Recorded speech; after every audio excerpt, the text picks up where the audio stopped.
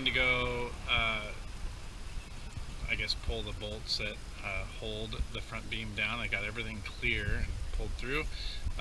Just wanted to show you what I'm up against here, so pretty simple. So you've got some 19 millimeter bolts that hold the beam in. There's 2 on that side and 2 on this side. I'm currently on the driver's side right now. What I found is that I needed to pull the shock to get to those 2 bolts that are on the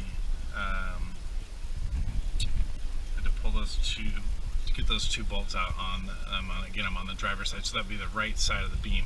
So I'm going to pull the shocks out. I need to replace them anyway, so it makes it easy. So I'm going to pull those out, and then 1, 2, 3, 4 on this side, 4 on the other, and this beam should be on its way out. I'm going to leave 1 bolt in on the top on each side until I'm ready to drop the beam, and I'm going to put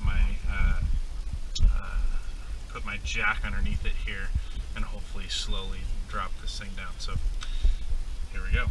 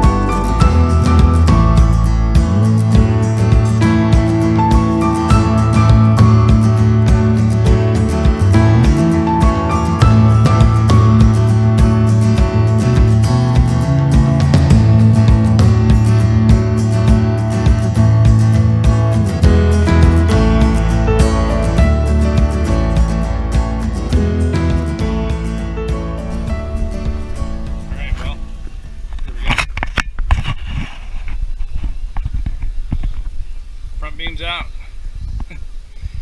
So that was cool.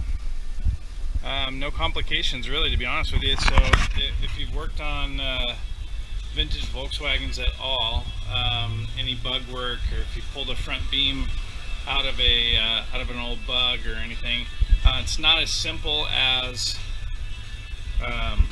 pulling a beam on a bug, but it's not super complicated either. So everything went smooth.